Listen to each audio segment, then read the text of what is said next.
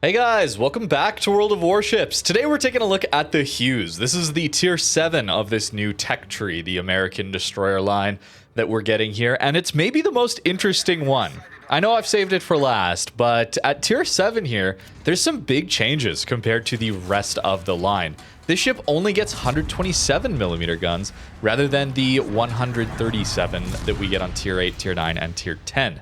That's going to impact our shell damage, shell velocity, as well as the pen on this sap. And yes, we still have sap, and the DPM is still very, very good. Mayhem is one of the best gunboats at tier 7 with 163,000 HE DPM. This has 175,000 sap DPM. And your shell velocity, well, not as good as the higher tier ones, is still better than Mayhem. One of the problems with that American DD line, the original one, is their shell velocity. And I found it very interesting when they introduced the Humphreys, which is the super ship of that line, super gearing, if you will. And one of the main changes they had was just they buffed the shell velocity a little bit. The actual DPM of the main guns is identical to gearing, going from tier 10 up to super ships.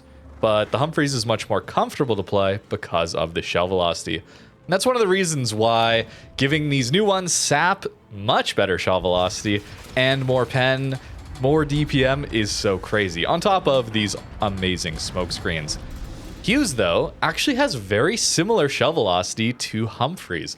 So if you've been enjoying that boost to shell velocity on the Humphreys, if you've been playing that one compared to gearing, Hughes is pretty similar. Out to most ranges, it's within 0.1 second flight time to the Humphreys there, which makes it quite a bit better than the Mayhem. Out to 10 kilometers, say, we have a 7.2 second flight time. Mayhem is at 8.2. Yeah, a whole second faster. So that means this is going to be much more comfortable to play. However, it's not quite as quick as the higher tier ones. And I like this, okay? I'm a big fan.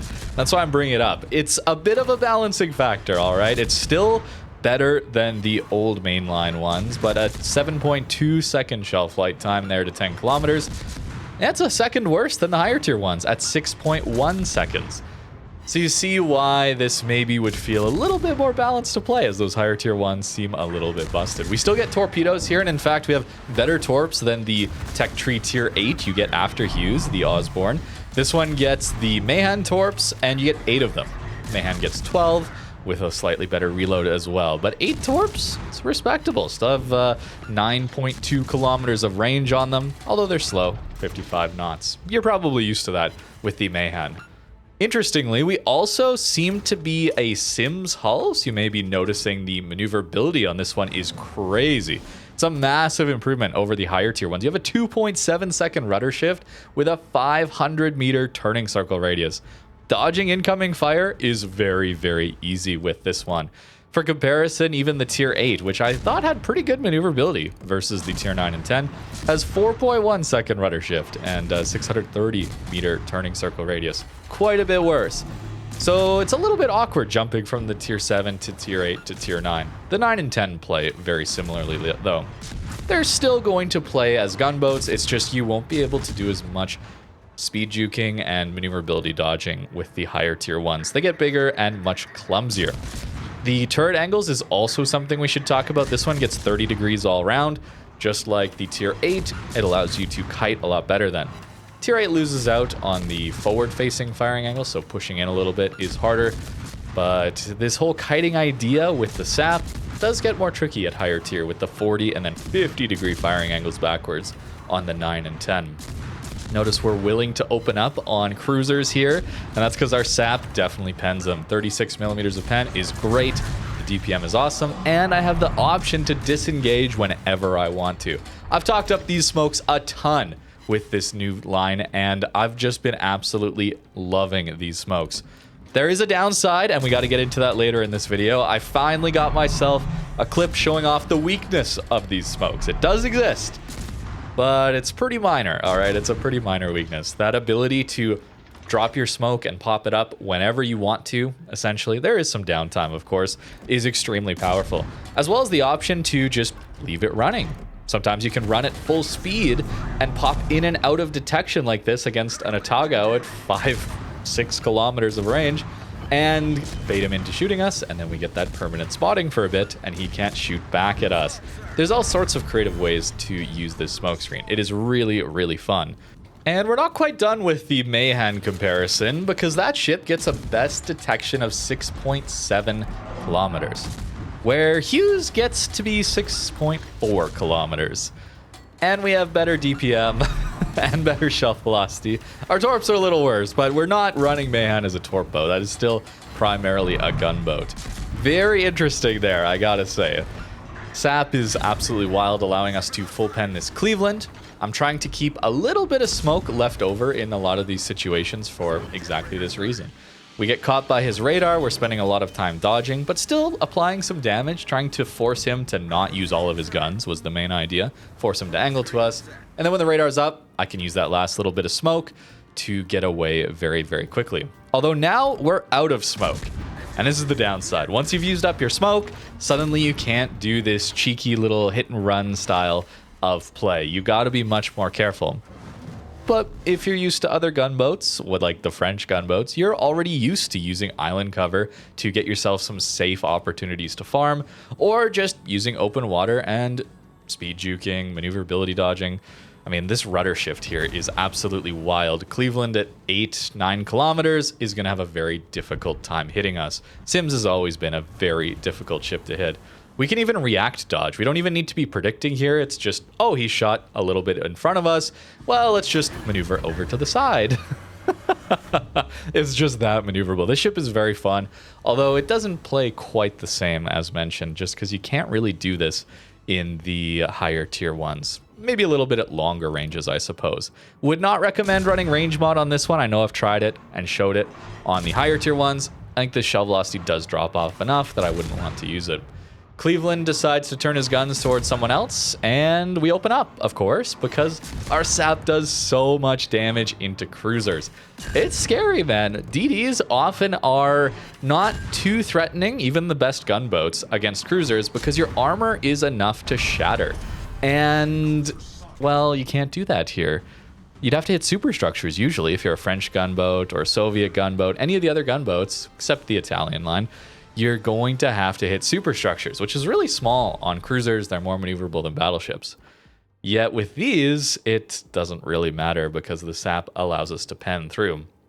Managed to clutch that one up with the help of some teammates, which we love to see. Destroyer's always good in those scenarios. Now, moving on, we're going to be facing off against a kid, higher tier gunboat DD at tier 8, that one with a heal. And while we don't have a heal, we just have insane damage. We already did over 4k into him with pretty much perfect accuracy there. I know I mentioned in the tier 8 that these single turret DDs tend to have a little bit wonky dispersion. Even if it's not, it just feels that way because of single turrets. And yet we're still hitting quite a few of our shells into this enemy DD. And I decide to not actually stay in my smoke there. I actually pushed out ahead of it because I wanted to continue to take some of that engagement. Unfortunately, my teammates aren't particularly close. Otherwise, him shooting would have probably kept him lit there if my teammates were a little bit closer. And maybe that's one of the mistakes I'm making here. I'm playing a little too on my own. But this smoke allows me to. A situation like that where I use my smoke so early in that engagement, and then I push around this corner, almost no other DD could do that. But thanks to our smoke coming back so quick, I can do that. And now we've baited out this enemy destroyer's smoke. So we're gonna have a massive advantage later on, because the next engagement, his smoke will likely be on cooldown, at least for a little bit. But here's the problem, okay? Here's the weakness. I may have baited it a little too soon, but we're finally here. What happens if a carrier just decides to hover you specifically until you run out of smoke? Yeah, it sucks, okay? It really sucks. Maybe I played too aggressive. There are things I could have changed, but all those things that I could have changed simply revolve around clumping up with my team in the back of the map, which, yeah, it's a difference in play style, carrier versus no carrier games, and it's subjective whether you think that that is a good or bad thing. Subjectively, I think clumped up in the back of the map, everybody in a little death ball of AA, is really boring gameplay. And I really dislike the way carriers are designed. I'm not going to go all the way into it. I know. This always happens. I say that, and then I'm going to rant forever. But I will mention that plane spotting, minimap only would help this so much. All right. This way, I would be spotted. This Fiji would know I'm here. The kid would know where I am. But he wouldn't be able to shoot at me. This would allow me to maneuver and dodge the carrier strikes here so much easier. I cannot go broadside to a Fiji salvo. I just cannot. And because of that, I actually don't have the maneuverability, the room to actually effectively just dodge the carrier strike. If it was minimap only, well then the Fiji wouldn't be able to hit me. And that way, I'd be able to maneuver around these strikes and actually just dodge, as the carrier mains like to say. Unfortunately, that is something they have dismissed these days. It's very strange to me, but they seem to be not a fan of it. Random torps into smokes, though. We love to see it. That's the power of having these 9.2 kilometer torps. And we talked about that on Mayhan with that tech tree showcase video. It's so nice to just be able to send torps towards gaps in channels, smoke screens, and people don't expect it necessarily because the American DDs typically don't have torp power until tier 9. A lot of people think of Fletcher, right? And then below that, it's not amazing. Sometimes people forget about it. Now that we're out of smokes, though, you notice how I burned all of it trying to just remain hidden from that Fiji with the carrier spotting me? It's hard. It's hard to play then. But then you're playing it a bit like a French or Soviet gunboat DD. So you just have to switch up your playstyle. It becomes more difficult, but it's still more than capable. This line is absolutely insane on the power level that I can still manage to make it work in a situation like that. Now into a enemy destroyer on a flank. He's got a bit of backup in an Izumo here. We do have the full up tier. But our gun power alongside, we actually outspotted him. We shouldn't have, by the way. I was looking at the stats of these ships. I just think he didn't have concealment slotted on his commander, which is one of the reasons I talk about in those tech tree showcase videos. I always want to rush concealment on my destroyer commanders. Always. That's 10 points. It's the best possible thing you can get. Because you don't want to be out-detected and outgunned by an enemy destroyer if we can help it. Now Izumo, how much armor does Izumo have on his upper belt again? Oh yeah, that's 32. So now we're just getting like 3k salvos into this guy. Maybe not every time, but very consistent damage. We're a tier 7 DD, by the way. It's very, very powerful. This whole line is crazy, man. I'm sure you're all getting ready to grind it out. Unfortunately, it's early access, so you're gonna have to wait 2 months. Bit of a strange way to split things up. I miss the old days, all right? I miss the old days where there wasn't early access always for the new tech tree lines. It was so fun to see these new ships, and then everybody got to go out and try playing them at the exact same time. Thought that was really fun.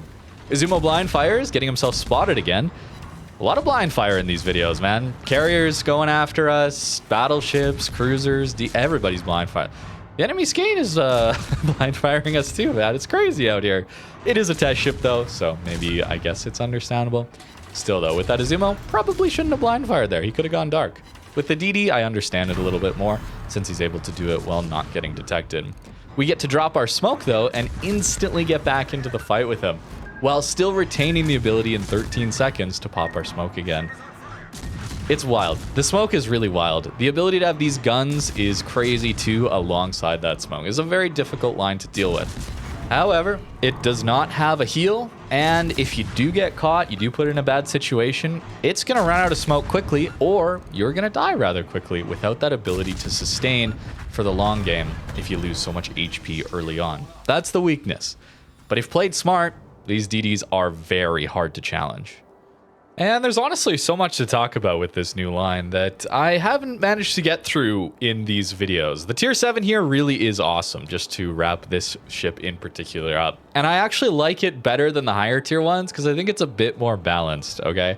The lacking of shell velocity, the inability to pen 38 millimeters of armor, I see as a good thing for like game balance wise. Maybe it makes this ship a lot worse than the other ones. The shell velocity, certainly. You can't do like the 15-kilometer farming like you can in all the other higher tier ones. But I think that's probably a good thing that we just don't have to fight against that. I think it's more interesting to give it better maneuverability in particular. But where shell velocity, it's still much better shell velocity than Mayhan in the tech tree line outside of Humphreys. I speculated in that tech tree showcase video that Humphreys is a bit like what they would do to fix, or quote unquote fix, the old American tech tree line, which was basically just to give it a little better shell velocity, and that's all it needs. Here we have that with the Hughes in particular. Maybe they went a bit too far, I would say, with these higher tier ones, a little overtuned in the pen and shell velocity department. But if the entire rest of the line still had 127s, I still don't like SAP, okay? I just think it's too good. It's combined too much of the consistency of HE with too much of the alpha damage of AP, in my opinion. But even then, if they had to do SAP, at least give it some of this shell velocity. Makes it so you can't easily do that 14, 15 kilometer gunboating very easily, I would say, at higher tier. And then we also would have the reduction in pen to deal with. And while this one does retain really nice firing angles and maneuverability, maybe that still remains a weakness at higher tier. The smokes themselves are a downside if you just want to set up in one spot. If you want to get away from carriers, it is a downside. But if you want to use them a little more creatively, more bursty, and then have the option to sit and smoke for a very long time if you get into a bad spot, or you just happen to be in a spot where you can farm for a really long time and you need to use the smoke to stay undetected because you're 8 kilometers from a Kansas, let's say, like we looked at in the Osborne video. I think it's cool to have those options with the downside that you don't have nearly as much duration of smoke like compared to the gearing line, for example. It's still more powerful, in my opinion, for my playstyle. I like this smoke a lot better. It's less punishing if you set up your smoke in a bad spot. It's less punishing if you're forced to use a smoke to retreat. And I like that a lot because I like to play aggressive. Perhaps I'm playing too aggressive, though, with this line. And I will get more value out of it if I played more passive.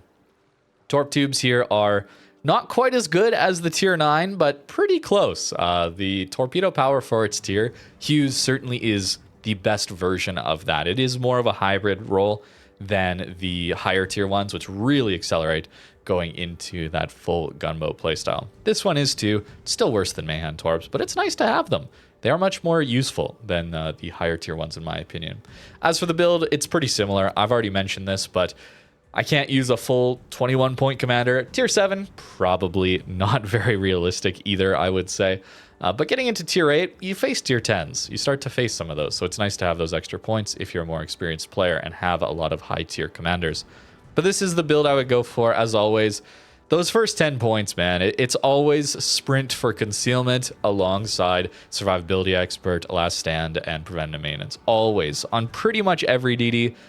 There's a few exceptions, but on these more standard ones, I want the concealment and I want the survivability. And then AR is just the best boost to your DPM. On half HP, it's already giving you Fearless Brawler permanently. Like, you just have to go to half HP, 3/4 HP, and it already gives you main battery and AA specialist as far as DPM goes. It's a really, really powerful skill.